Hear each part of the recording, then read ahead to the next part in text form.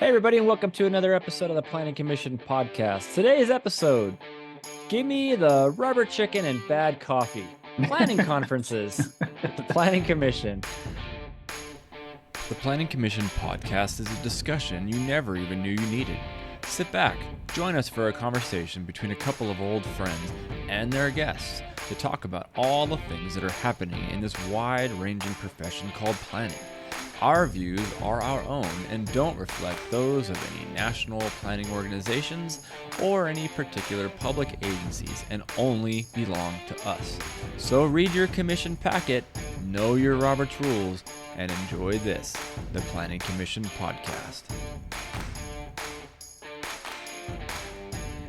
All right, let's take roll. Commissioner Minshaw, you in the chambers, and Commissioner Kostelik has made his presence known. You here, yeah? Do animal sounds count for his presence? He just made the chicken sound. Yes, well, what kind of an animal? Between that and Ubon coffee being served. Ubon. I didn't know. Is it Ubon? I have no idea. It's not good enough to learn the correct pronunciation. It should be Uban, as in really emphasize the ban part of Uban. It's so bad. So anyway, digress.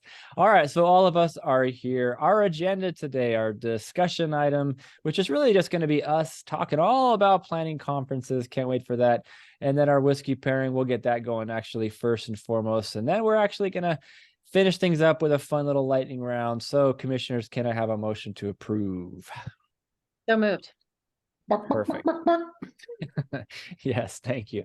All right, to our audience, just as a reminder, you can find all our past meetings on our website, www.theplanningcommissionpodcast.com. Go to YouTube and Amazon and Apple. Give us a like, subscribe, and as always, certainly give us any feedback that you can. So before we go into the episode, we're just going to bypass the discussion item altogether and jump right into the whiskey pairing. And when we go to planning conferences, oh man, there's some partaking in whiskey and other types of adult beverages, I'm certain. And so I'm curious to see what Commissioner Kostelik has in store for us on this. What do you got for us? So my first thought was I was going to issue a challenge to our listeners and those that might also be mixologists, because I was hoping to find a cocktail called a PowerPoint just to see what that would be. It would be a little bland, obviously. It would move slowly. So the other thing I thought of was just water, because that would kind of be about as bland as some of the planning conferences. But related to all of that, I don't have a bottle with me today. I'm going to go with Bullet bourbon, simply because the PowerPoints are bullets. Points. Yes, I see where you're going with that. You had to dig deep for that one. It wasn't easy. I was also looking for something like Slide, but there's like Mud Slide, but that doesn't fit really well. But any mixologists out there, the cocktail, the PowerPoint, serve that at the open bars, at business conferences, sales conferences, all of those. It could be a hit if you did it right. What would planning conferences be without PowerPoint? Could you imagine that world? Like, just you got to talk, right? Or would we just revert all the way back into the projectors with the bulb burns out. Yeah, right. It's 100, 500 degrees when you touch it, and everybody's thumbs are full of ink because they're constantly licking and doing all that stuff. All right, Bullet. That's a good choice. Bullet's a great whiskey. Very durable and universal in that way. I like it. So, all right. So before we get into our discussion on planning conferences, we would like to take a quick moment and thank our friends at Plan Edison for supporting today's podcast. If you, that's right, you are looking to sharpen your urban planning skills and advance your planning career, head on over to Plan Edison Courses, which offers over 300 courses on cutting-edge planning topics and skills, such as parking reform, missing middle housing, equity analysis, and climate resilience.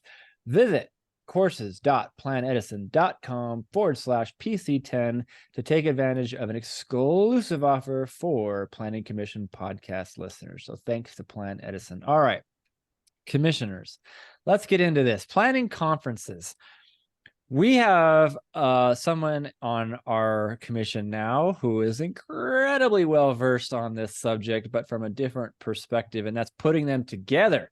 because what our listeners don't know, and I should just let Commissioner Minshaw take it away.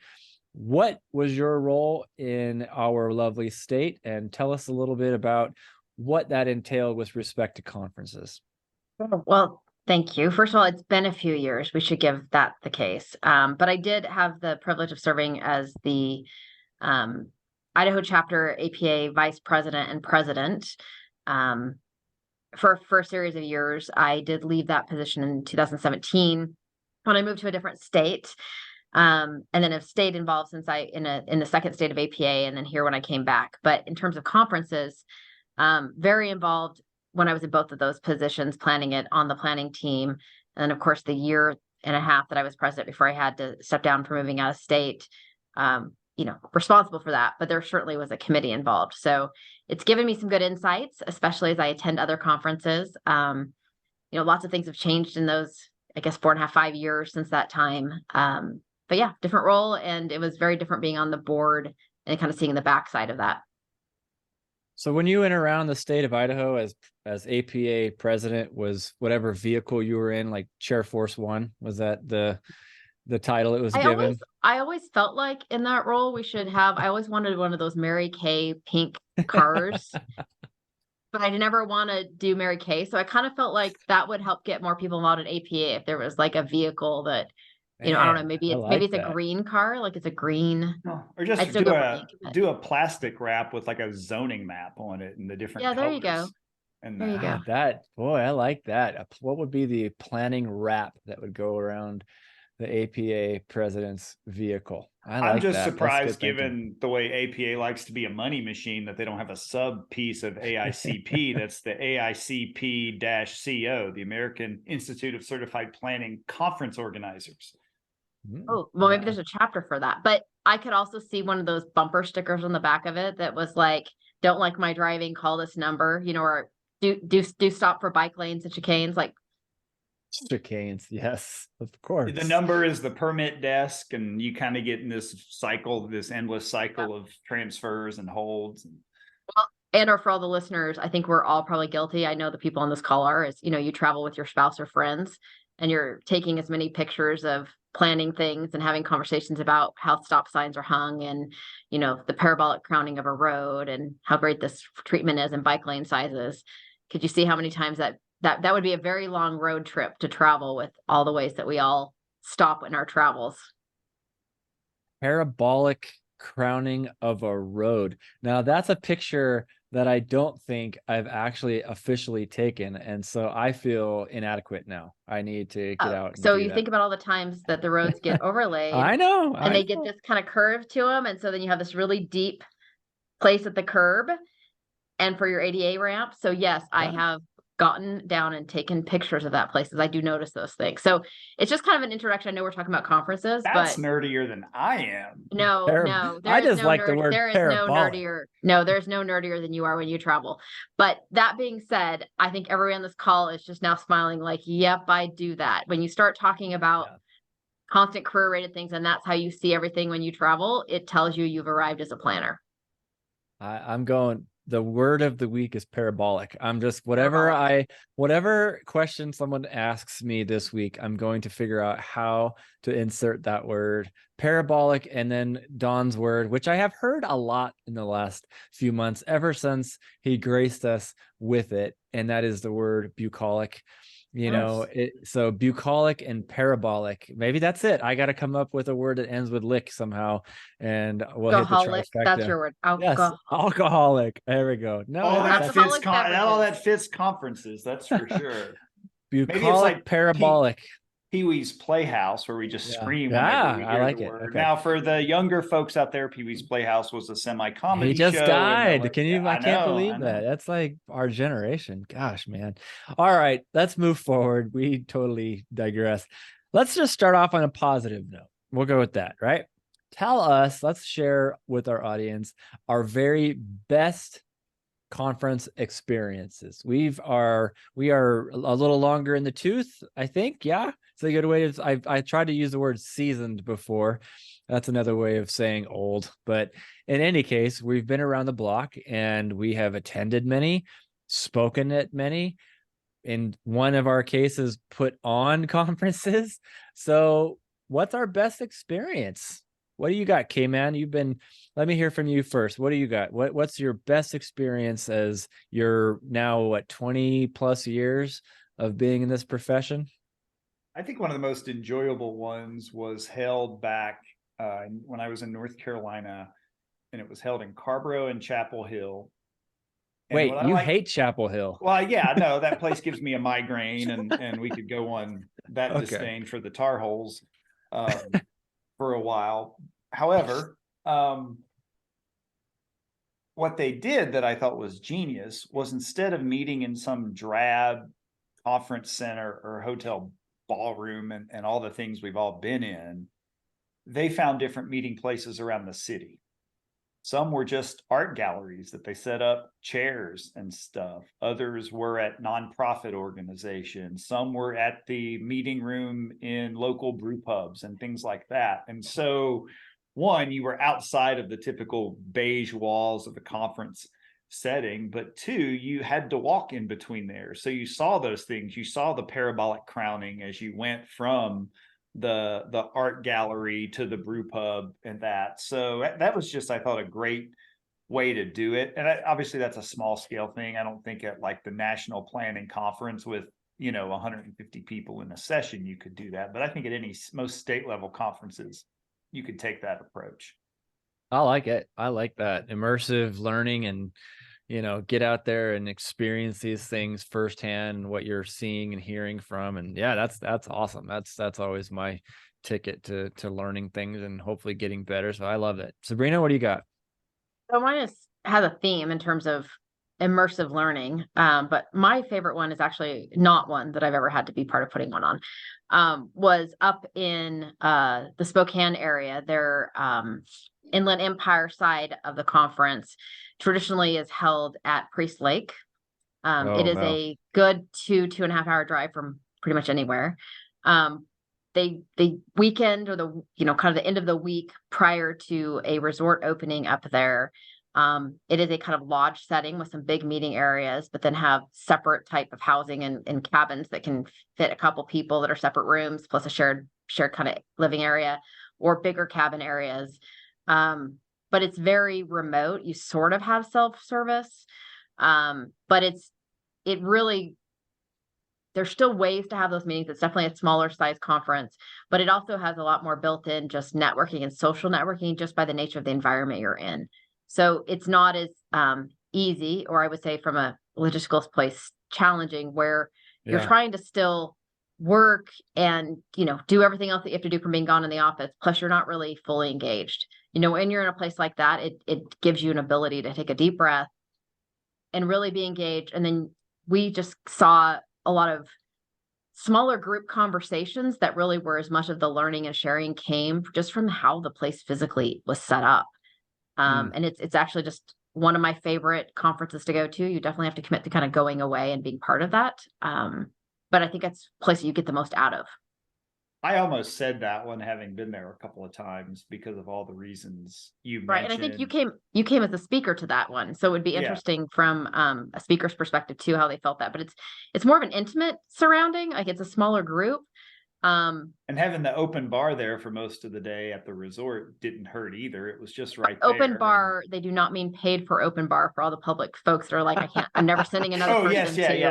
I'm never sending another person to that Priest Lake conference. So careful who's listening. I remember not being able to get to the debrief session because of probably a little too many whiskey pairings the evening before. I mean, so the dues have to pay for something. I'm not going to validate that experiential moments that the groups may have had. That being said, I know we're going to talk about things to do and not do. Is always be cognizant on your second or third day of what time you start sessions the next day. That's that's wisdom right there. That's Yoda stuff right there. And I've had some good opportunities to go from conferences in DC, and Denver comes to mind. I guess I'm going to be so super selfish on this answer though, because I don't know. A few years ago, it was right before the world got turned upside down with COVID. I had the really distinct honor of being asked to be a keynote address for in our state here, the Association of Cities conference. And so it was pretty amazing, man, because it was 350 people or something like that in a room, big auditorium room. And when you're up on that stage, you are out there, right? It's you, and you're hoping that everything works right. And you got to nail everything that, you're trying to get across in terms of the subject, of course. But I personally have really enjoyed those moments and love kind of trying to get that audience to kind of, just be right there in the palm of my hand. And I just thoroughly enjoyed it.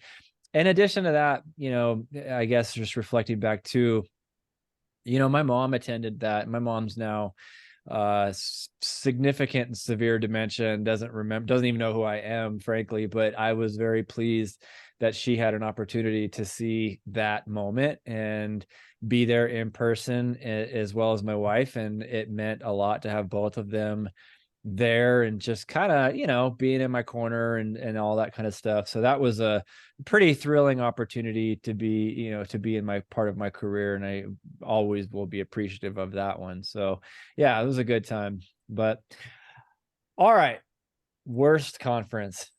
All right, easy.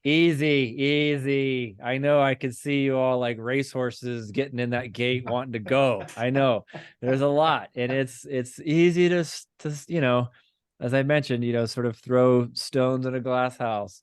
But we've all been to some bad conferences. What have been some bad conferences? And if you don't want to name names specifically, that's fine. Maybe it's some of the attributes of what made it bad. What was the reasoning you kind of give it that, that label as a bad conference? Sabrina, what do you think? How about you go first on this one? So I'm going to mention the location. Yeah. But I would say a bad conference is if there's been a location chosen that doesn't lend itself to either having logistics to be able to both house people and have the conference space, where they're too spread out, or people are really disconnected. The worst conference is one that had that attribute. And then kind of the second whammy, which often happens at that same location, is when a conference theme is chosen, it's too narrow, where even if people want to connect or learn about other things, they have a hard time finding topics that apply to a greater audience, because it's too narrow, and all the keynotes or a lot of the descriptions are related to something that is very specific to maybe things that individual conference planning groups or even a board is very passionate about, but may not relate to a wider audience. Both of those things were the case here. You never want to spend that much time away for work and know that you're spending either your own or taxpayer dollars and walk away like, I have no idea what just happened for 3 days. Yeah. What did I actually learn, and what Right. what is applicable to the work that I'm doing? Yeah. Right. Man, no kidding. Right. So many times just going, gosh, I can't believe and then you look at the program and you're just going, oh, come on, this next, 2 consecutive sessions, I'm looking around and just going, none of this seems like it's really going to be enriching. And I don't know if that's maybe comes across poorly, but it's just sometimes it just doesn't resonate, I guess. And that's tricky, but yeah. All right, Don, what do you got? That criteria, because I'm curious if Dawn's bad one relates with these, is if you ever come away from a conference time and saying, well, at least I got my credits, and boy, I got caught up on my work, right? Like if you said, at least I got my credits and I got caught up on my work, it meant you weren't really present, but you got your credits. Like I had to wait till the absolute last day, because that's what they make you do to do your ethics and law thing. And then I get the same old ethical stories about being offered a job or lunch in order to get an application through faster. Change the damn lessons learned in the ethics thing. I digress. Anything held at a suburban hotel I was waiting on that location. Like, no, I get it that some places may not have the downtown hotel and things like that, but damn, give me something other than Arby's and the hotel breakfast, and something else to look at and see. And then we wonder why we're a bunch of zombies walking around those kind of things. And I know we've been to those. Certainly, I know in some states where you want to spread the wealth and take those conferences around at the state level, you don't have some options. But I don't know, get some food trucks or something to supplement the location. That's it. That's the one thing. That's the worst experience in conferences and all these years that you're Try gonna that in go with. Fayetteville, North Carolina. Yes, Okay. absolutely. Well, I know I saw on a Bozeman, similar. Montana, the Holiday Inn at the Oh interstate out yeah, there. yeah, yeah, and do a walk audit on top of it. Yeah, that was Yeah. brutal. Um, I recall going to a health-based conference in DC, and it was all about walkability. And I literally hear people going, "Oh, I Ubered over like 4 blocks," and it's just going, if you all in this arena can't figure out how to walk, we're screwed, right? Like, come on, literally walk the walk. And that was a fun one for me because I got a chance. I was a kid in a candy store in DC and just walking everywhere, and my feet were killing me because I was just putting on mile after mile after mile. But it was great, and but yeah, that was quite the conference there too. You all, I think, have hit on the thematic parts of it, certainly the locations, and I think obviously the content makes a lot of sense. I'm going to throw you a curveball though, especially at a national level. Don and I experienced this one, and I'll never forget it and this was, dang, 10 years ago, I think, almost to the day now, right? We got asked to present at the national conference. And what I saw there this time around was a clear demonstration of ego. Ego. It was apparent. We were talking about health integration, and we were talking about how to, pull these worlds back together. That back in that time, it was still a little bit of a novelty in just kind of this emerging topic of health coming back into planning, I think. So we were, I think, fortunate to be in a position to really be doing that and asked to talk about it. And holy cow, we did. And there was a very, very prominent person who's from the land of Canada, who he saw us as, I don't know if he saw us as a threat of some sort or another, but he wasn't having it. And he needed to express his background and his resume as a member of the audience.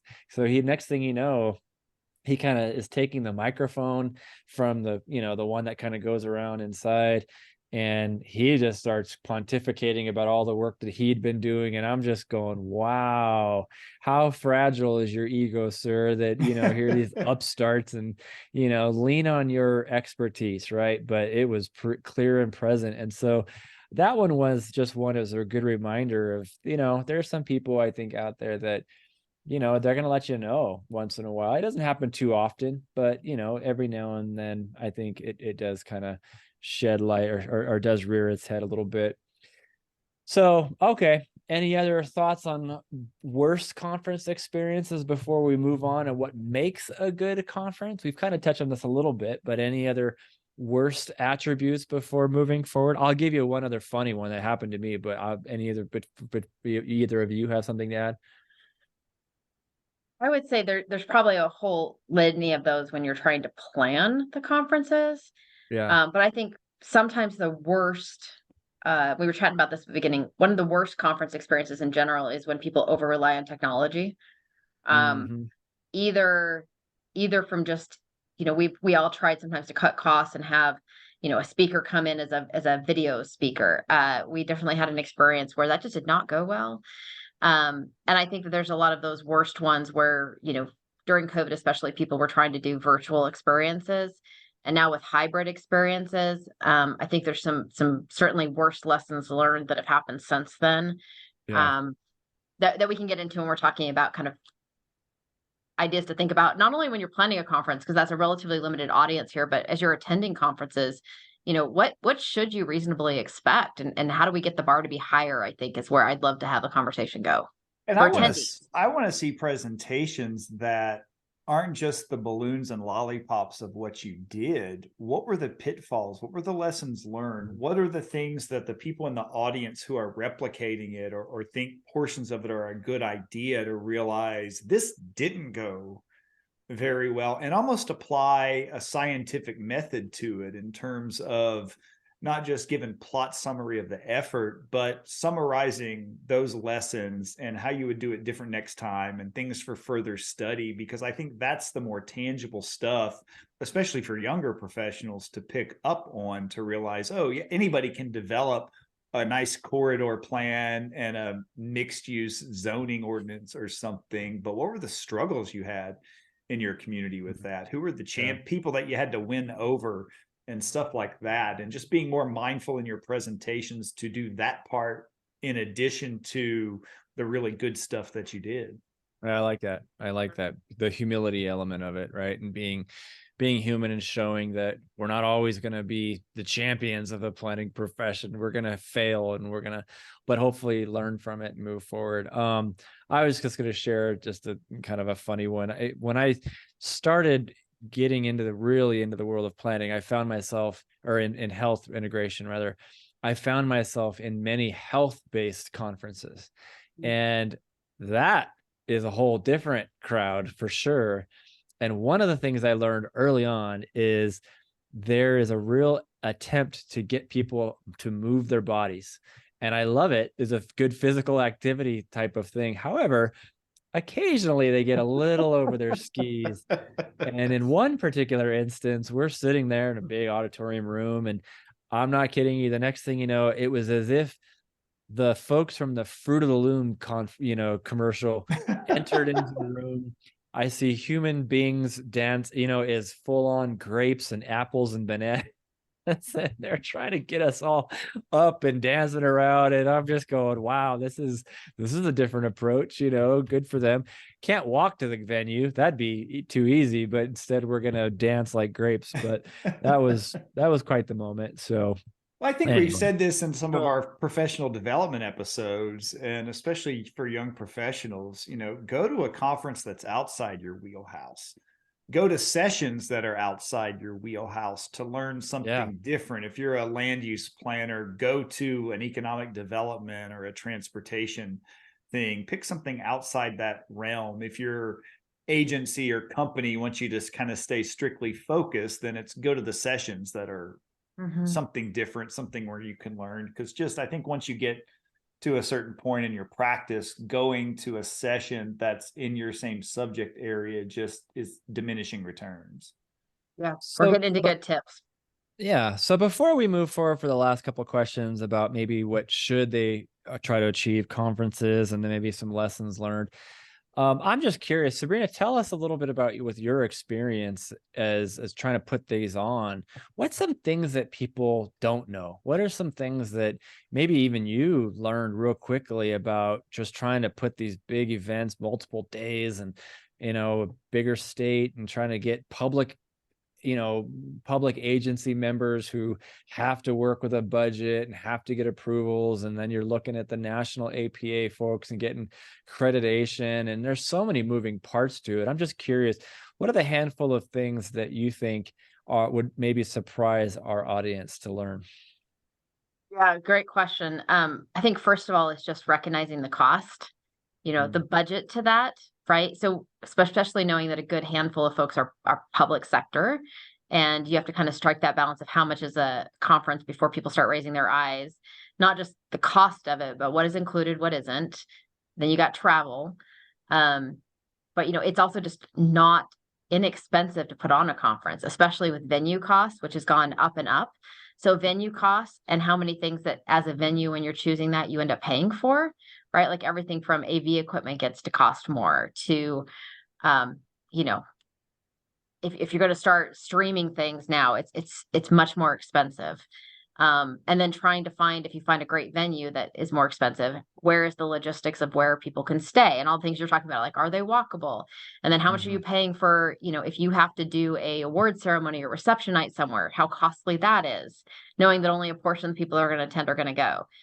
The costs are very expensive. And I think in most cases, the cost you pay for a conference doesn't cover that. So you're having to try to find sponsors for it. And then at least it used to be that you were trying to make money as a chapter to do the other things you're wanting to do on your conferences, which has gotten more and more difficult. So just the structure for how to fund those things is challenging. And Run so through when you're some of like, that. I want to yeah, know. I mean, Give me some numbers. oh my gosh, you didn't prep me that you were going to do that. I just say the venue, like you right across the board, the venue is almost covered by the cost. So if you're saying $300 a person, right? $300 a person, and you say you have 200 people, right? You're barely going to cover a venue cost in a lot of places. So you Wow. automatically, and you think catering, right? So you're talking easily somewhere between $15 to $25 a person for even things like continental breakfast and a lunch. Then every time you add a coffee and cookie bar, you're adding in another $6 a person. So that's Right. why you So end just up with the rubber chicken. right. So just the cost for meals and conference location can be very challenging. Wow. That is rarely covered by even a cost for the cost of a conference, because you're trying to find that balance for public sector, and or you're getting sponsorships, which they're just really getting exposure to folks. So that's why you see a lot of bigger conferences and even state conferences having, exhibitor halls now, right? Or like go talk to these people that are all trying to sell you things, and you're thinking, why do I have to go to the exhibitor hall, or why are they pushing it? It's because that's the way to get additional funds into the conference that offsets your own costs. Well, and those are challenging. I was part of more of a subgenre conference that, clearly the first couple of years, I'm like, why is the conference every summer, and in summer in New Orleans, Savannah, Orlando, Phoenix, San Antonio? It was because it was the off season and the cheapest to get. Or having been to the Alaska planning conference 3 or 4 times, it's always in winter. It's in January. I think they moved it to November, but it's also because the summer season in Anchorage is tourist season, and the hotel and the flight costs and all of that stuff, because everybody has to fly there. So it's a reality of it that unless you know that, you're kind of going, I don't want to go to Phoenix in late June for a conference. Yeah. Right. That's not ideal for anything. So another interesting logistics with that, and you're right, national conferences don't follow this trend, but if you think about a lot of state conferences or industry specific conferences, they very often fall either the last week in September or the first 2 weeks in October, right? So you think about, how do I get all my team out when all these types of conferences, whether it's floodplain management to planning to engineering, all fall in that time period. And it's usually because it's one way for public sectors to try to split costs over 2 fiscal years. A lot of fiscal years are October 1st for at least local government. And so you'll find ways where they've maybe they paid the registration out of 1 year, and then they're picking their travel costs up at the second year, fiscal year. So just those kind of things are interesting, just logistically of why things tend to be all at the same time. But there's value, right? I mean, that's what we hope, is that a well-planned conference, a well-executed conference has value. So yes, you're paying the fee and on all of the other costs that come along with it. I think that they're still very important to our profession. It's a good opportunity to share ideas. I don't know. For me, I think that, especially coming out of the Zoom world, we're seeing fewer Zoom meetings in some respects, but still a part of our discussion or our approach.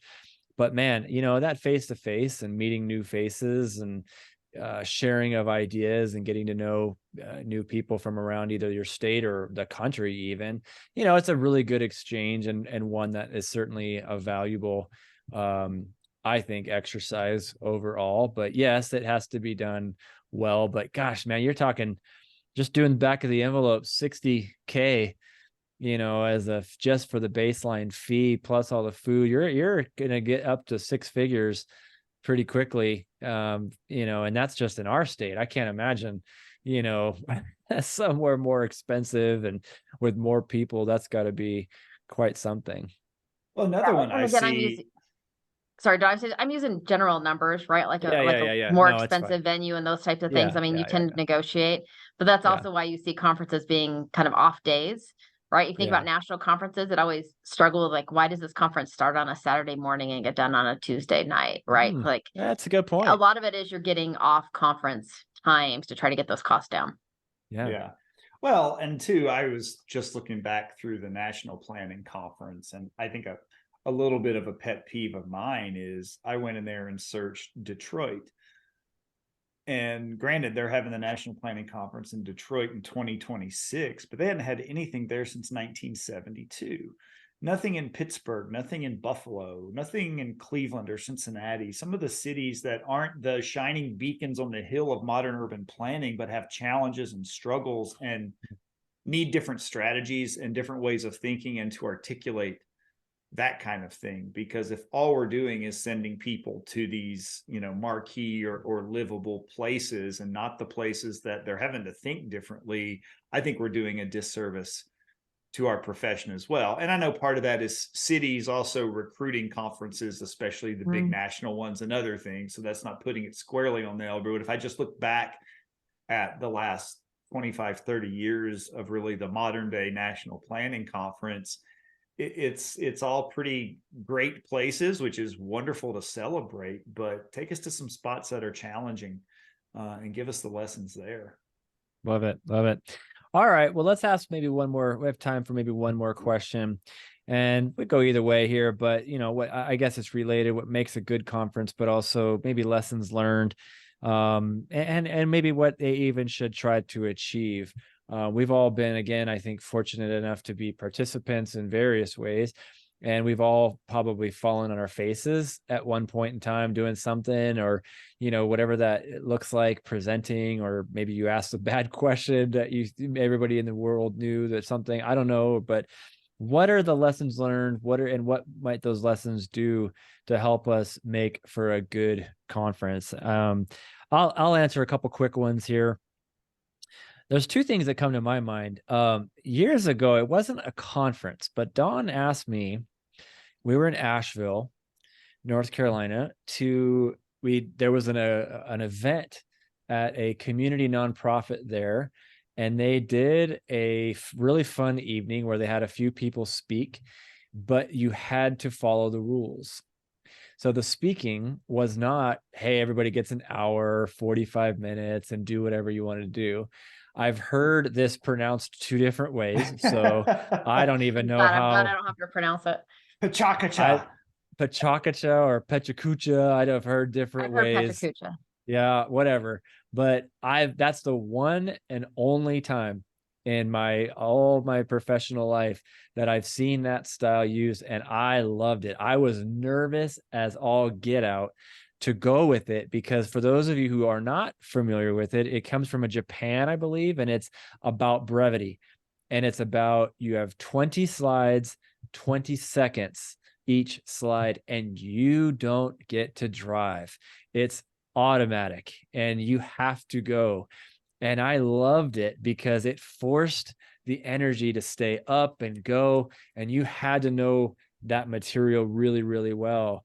And I loved it. And I wish that we did more of that, and not necessarily like every session, but I do think it would be fun for a conference organizer to set aside these kind of quick 30 minutes, 5 speakers or whatever it is, and just go, just laugh and have a good time with it. And I think it also builds your own skills in a way that the others don't. But I also that should be the rules for any staff report at a P&Z meeting. Let's get these things rolling a lot faster. If you can't present the findings of fact and the condition of approval in 30 slides in 360 seconds, then no, we're going on to the next item.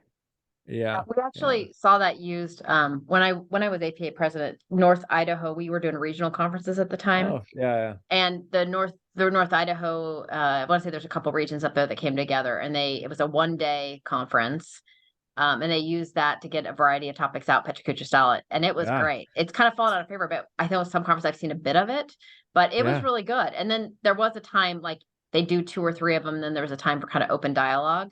But yeah, it's a really good point. Like it did require folks to do that. I want to say this one. If you're scheduling a mobile tour to a suburban planned community, stop. stop doing it. We don't need to see any more of that and try to hold up these fringe developments as some magical thing of smart growth or environmentalism, when it's just another version of a wrinkle in time with the same people bouncing the balls at the same times. There just happens to be a little more mixed use from it. Don't do that. Yeah, I Wow. know we're doing do's and don'ts, but mobile tours in general, generally mobile tours should always sell out and be full. However, because they sell it and be full, it tells us that we like those experiences that are engagement. Yeah. They're very challenging on the planning side of it, but they're much Mm. more beneficial. So just something to think about, that is, as much as you can engage in those, do so. Talk That's about so worst funny. experiences. When I went to the National Planning Conference in San Antonio in 2006, I signed up for a mobile tour of streetscape success stories led by Texas DOT. And honest to God, we are Wow. out on an interstate highway doing 70 miles an hour on a charter bus, and they're pointing out these little 2-foot tall scrub Ooh. brushes in the median of an interstate. And that was it. Like, we might have gone to an interchange or in the cloverleaf, they planted a tree or two, and that was it. And I'm going, what in the hell is going on here? So there's another one on the mobile tour side. I You guess I got out know, of the same drab room, but yeah, the Texas DOT has made their appearance on our podcast far too many times. I think that's about the fourth time in all of our episodes where we've had a reference to the Texas DOT. So hats off to the scrub brush planters that you saw at 70 miles an I hour. think there was another one that just had, like, on the face of an overpass, just like some stamped patterns in the same brutalistic concrete. And that was some scenic byway enhancement or other thing. And let's just Yeah. build that, take that money and build a sidewalk somewhere, please. I Yeah. feel like we're being overly negative and scaring people off of both attending conferences and putting yourself out there to do things that you're very proud of. But I guess I would maybe flip the question back to you, Chris, of, you're saying kind of what's lessons learned or what's great things about it. I guess I would ask you to, like, if you think about what are 3 things that you really want to make sure that when you go to a conference, you're getting out of it. Because I think all of our listeners should be asking that. If you're going to invest your time and money, what are 3 things you want to walk away and be like, yeah, that actually made it a good conference? Mm. Give me a reason to absorb the place that we're at. Give me So Yeah. place, yeah. the sticky parts and even the edgy parts and those kind of things, to tell those diversity of stories. I think what I said earlier about give us the not so great part of your process so we can try to avoid those components and make the practice better by doing that. Those are the first 2 to come to mind. I'll think of a third one while Danley speaks. Yeah, I tend to agree. I mean, I'm such a immersive learner. I like to be out and about and experience things. So yes, I wholeheartedly agree that being able to demonstrate the positives of the community in which the conference is being held, because we go to places all over the place, right? In the work that we do. And yeah, look, there's some cities that you're just kind of going, it's not the most polished thing in the world, but there's some things that they should be proud of. And a conference is always going to be in a bigger, community most of the time anyway. So there's going to be lots of things to showcase. And so I want to see some of that. I don't want to just be stuck in a room and telling me how things are going to be or should be. Like, I want to experience that. But I'll throw you something different. I think it's important that we hear from a broad array of people. And I want to, while the experience might not be as deep for the planner 2 that's been in the world, planning for only 3 or 4 years, they are the next generation to take the torch. And they might have some things worth sharing or somehow captivating that audience and having this, ensuring, maybe a better word, that all of the spectrum of ages and experiences are brought together, I think, to help pass that torch on an annual basis or semi-annual basis. I think that's an important piece, because look, man, I mean, I'm 46 years old and been doing this now for a couple decades, but for sure I've got things to still learn. Right. And there's somebody who just came out of planning school that's got some great ideas that I need to hear from. And I would hope that I have some value to share with them as well. But I think it's important that the different backgrounds of folks from big town or big cities to small towns and whatever the actual planning element is, all of that needs to be brought out in a meaningful way. So that's one I would love to see more of. It made me recall the old joke that when the city of Portland was, all the livability rage and bragged that they had, 250 people in their planning department. The joke was that 125 of them, all they do is go to conferences to talk about what the other 125 are doing in Portland on that front, which was kind of how it felt, which again, it's like, go to the communities that are doing other things or smaller ones and tell those stories. I also like the idea of flipping it a little and would love to see, and maybe more at a state level, get somebody that has an interest in planning to be up at the front to ask questions and learn from the planners so they can understand how to do their thing better in a dialogue exchange, 100%. whether it's 100%. a chamber of commerce 100%. director or somebody like that, and kind of reverse the exchange. I love that. That's a great point. Somebody from the private sector in the development world, for example, going, let me tell you how the rules of the game that you all have created affect what we're trying to do. And here are maybe the obstacles, or here are the opportunities. Let me tell you what it means to finance this thing and underwrite this thing from the start. Absolutely. That's such a critical piece of it. Right. So I was asking that question because I was thinking of it for myself, right? Like we talk a lot about location and the experience, and sometimes that can deter folks from wanting to get in and engage if your location doesn't check all those boxes.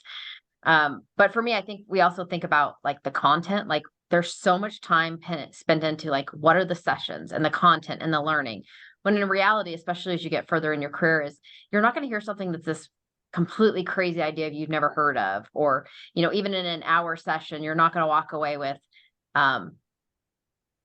a lot of deep learning pieces out of that, right? You're getting exposure is the goal. Like you're getting exposure, and if you don't do anything with that exposure, you might hear some new ideas, but they're nothing that's going to be really like radical, right? I think that realistic expectation that there's so much time put in getting this exact perfect content.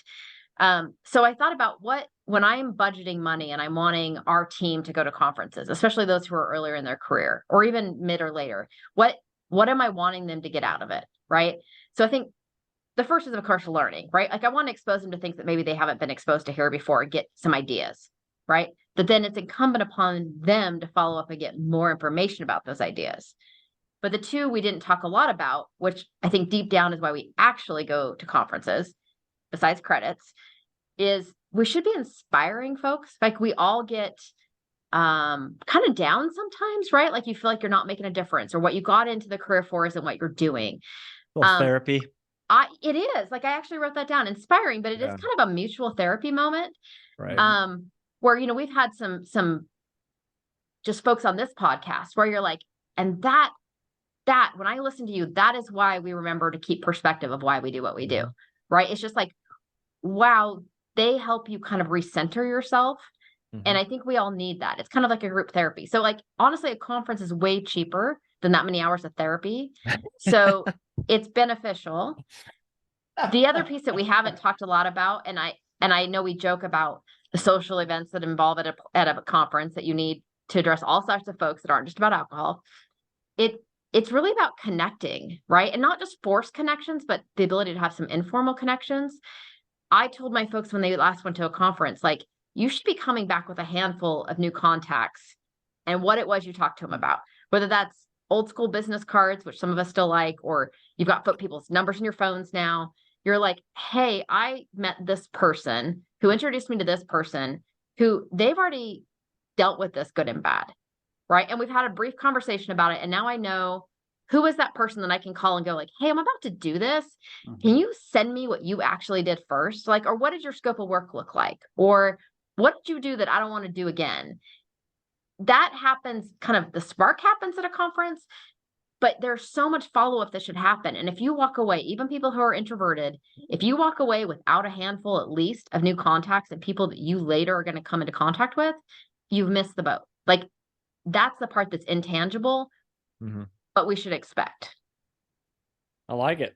And I would say lessons learned to build a conference is we don't build enough of that in that doesn't sound forced, right? Like, do you have enough areas to have those informal conversations? Do you have enough just topics to talk about? Are you setting up enough, whether they're Pechacucha or panels, where you're getting different opinions and struggles that are being out there, and then saying, here's my contact information to follow up? You know, I like what you just said. We don't do that as much. I like one of the things that you just said that maybe indirectly you said it, I don't know, but like the diversity of opinion, because it's so easy to get groupthink, you know, and it's so easy just to, oh yeah, that's the latest and greatest, and why would anybody disagree? I think you're right. A conference should be stimulating, and it should be an opportunity to have good discourse and different ideas on what is good planning, right? I mean, so often is the case that you look at our own profession and you look at the housing industry, that apparently we thought we had a good idea going for a couple of generations, and now we're looking at it and going, well, now we want to undo all the stuff, you know, instead of having all the rules, let's just do away with the rules and see what happens, you know. And but I think having that discussion is critical, and that's a good place for that to happen professionally, now that we're all out of the academic world, right? And so here's your opportunity to do that in a good audience and good spectrum of thinking.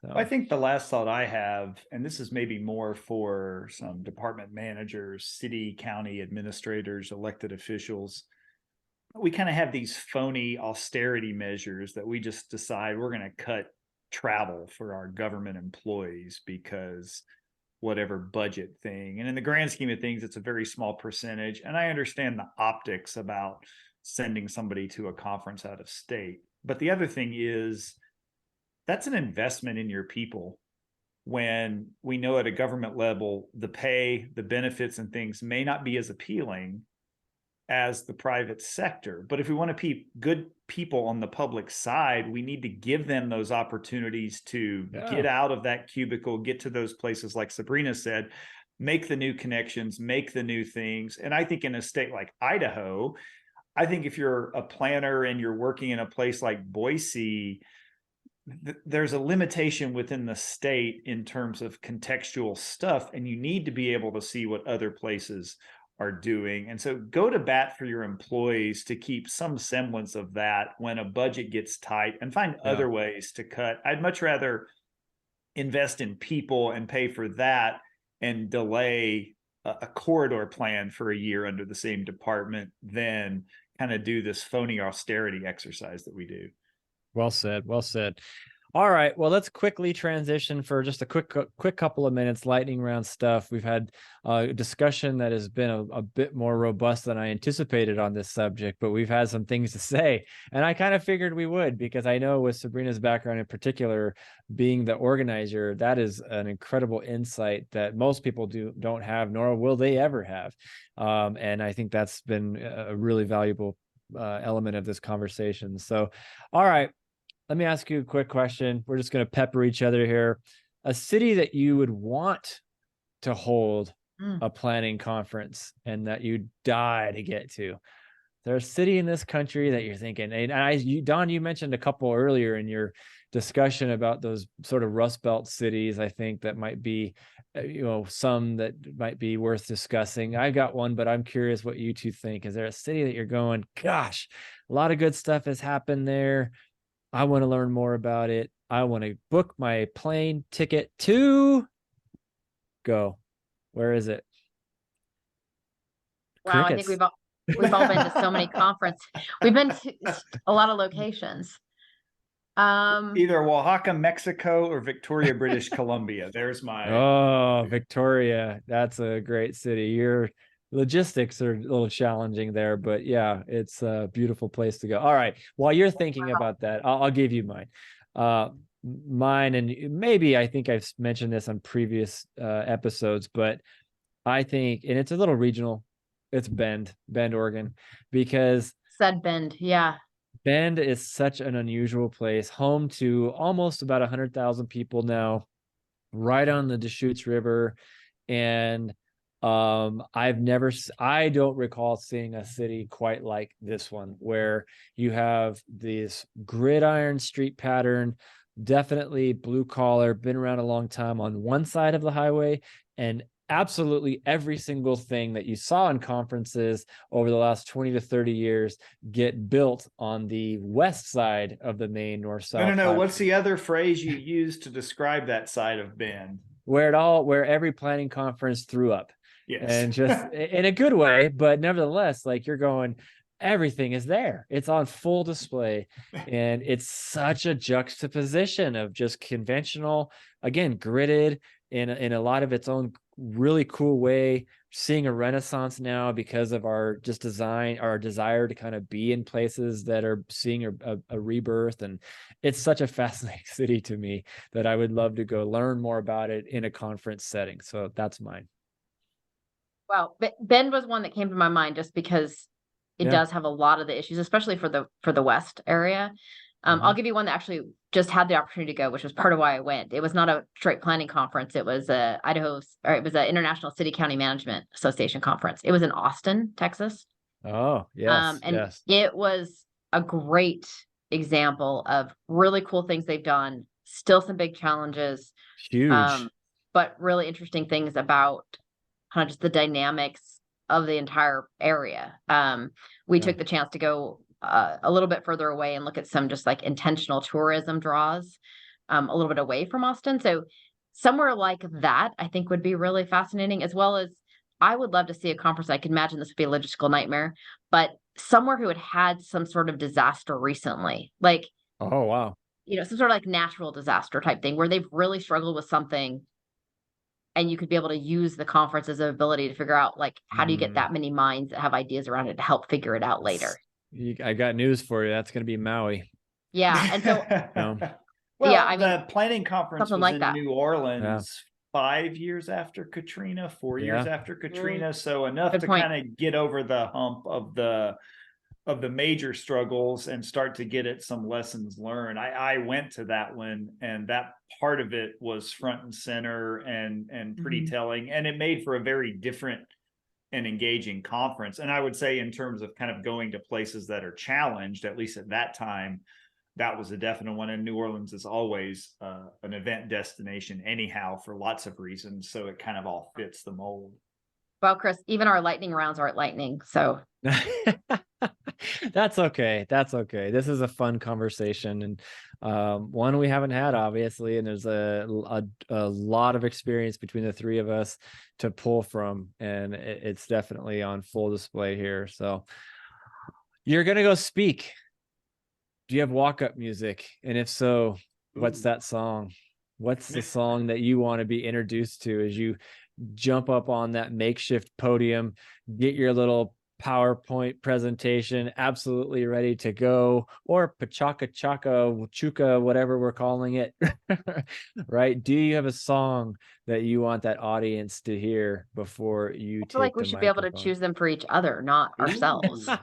We know too much about what we present on. It's a good question. On the spot, that's a tricky one. Yeah. With Dawn, I don't know if there's a song title that says just, won't stop talking. Is there a lyric that hits that? I was thinking, for me, it would be Pantera Walk. I knew you were going to go with that. That guitar riff,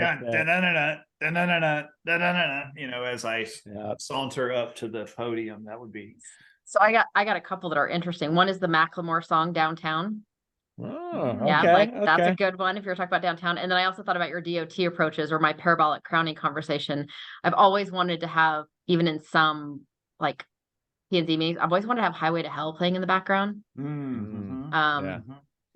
Take that with what it's worth. I was thinking, like, to do a walk audit on some just horrible corridors with Lamb of God's "Walk with Me in Hell." That would be like the intro music. Lamb of God. Except very few people would know what that song is. So you gotta adjust. Just a bunch of screaming. A bunch of screaming. So all right. Well, with that, I think, unless either of you What's yours? What's your walk-up music? I'm trying to remember. It's a Dr. Dre, but it's going to be because the lyric, give me the microphone first so I can bust like a bubble. Like, right. That's it. I'm trying to remember. I think is that ain't nothing but a G thing. Yeah. That's what I'm doing. Yeah. I'm going. That's my I was gonna 90s say, gangster rap roots growing up where I grew up. Yeah. That's it. I'm I was going. gonna say, Dr. like, I Dre. was thinking like Tool and Enema of Learn to Swim, Learn to Swim. That's a good one too. That's a good You one two too. really need to get some additional depth in music genres. It's not a full question, Chris, because I know you're going to have some creative editing with how long we're talking on all these topics. But one of the things I thought about is if you could think of one of like, what's a session topic that was interesting? And by what it was titled, you're like, oh, maybe I should go hear that. And I'll tell you a couple that were at the recent ICMA conference that were kind of cross industries. One was tackling wicked problems, building capacity for more deliberate engagement. And it was a really cool session because there were some wicked problems and it just made everybody go, Yeah. oh, you don't got it. The other one was enhancing communication with challenging residents. And Yeah, I was well, like, yeah, that's a really good PC way to say, how do you deal with people who are frequent flyers? And it was right. again, it was a really good, like honest conversation with examples of what people had done. But they were both ones where that no matter what industry you're in or what part of planning or government, you're like, oh yeah, I need to hear that. So two cool ones. Mine's going to be the session's going to be titled, put your money where your mouth is. And that's going to not be led by a planner. It's going to absolutely be, somebody in the development game that is trying to do great things, but because of the rules that us as planners have put in, would be a valuable, pull up a chair. Let me tell you about some war stories about how I'm trying to do things in your, communities, but here are all the obstacles. Because I think, and I really do believe that that's an incredibly important discussion that this country has to have, our industry specifically, of just going, are you kidding? Do you understand the actual dollars and cents of it? It can't just all be altruism, right? There's this thing called an economy that actually has to occur, and people have to be employed. And I can't just give away absolutely everything and not make something. You want me to come back and build something else special? Okay, then allow me to be a company in 5 years from now. Otherwise, I'm no good to you, dead. Right. So that is so crucial for the majority of our audiences who also work a lot in development review, right? Like I've had some good conversations with developers to help understand, like, what are Don alluded to it, you're carrying costs each month while we are all trying to get staffed up and process your applications, right? And just so often, and I'm probably a longer governmental employee than either of you were, but in every government operation, it is so easy to lose perspective that you do not have to be for or against certain developers or for or against certain advocacies, but it's not our us or them, right? And just understanding your role is not to just regulate and say yes or no or put people through paper pushing. You can lose perspective quickly. And so yes, we have the interest of the public, but you can lose that perspective quickly. And back to like inspiring and connecting, that's valuable at a conference. Yeah. All right. Well, on that spirited note, let's call this an episode. And man, good discussion. Give me the rubber chicken and bad coffee. And now we know why all of it is rubber chicken and bad coffee, right? there's actual reasons behind it. So great conversation. Listeners, we hope that you got something out of this and pay a little bit more attention to the next conference that might be on your horizon, and think about, is it valuable for you to go to that one? If not, why not? And if so, what can you bring back and share with others? So awesome. Good conversation. All right. Just as a reminder to our listeners, in fact, head over to the website again, www.theplanningcommissionpodcast.com. Go to our YouTube page as well. Like, subscribe, give us some feedback. We appreciate all of that. Commissioners, can I have a motion to adjourn? I don't think we're going to motion it. I think we'll just keep talking for another 20 minutes. I wanted to second it by the chicken voice again, so I was waiting. All right, sorry. Okay. I'll also move for us to finally adjourn. Perfect. That's a fitting ending with rubber chicken. So, all right. Thank you all. Appreciate it. We'll talk to you next time. Hey, everybody. Commissioner Danley here. Would you like to see more? Hear more? Well, we got you covered.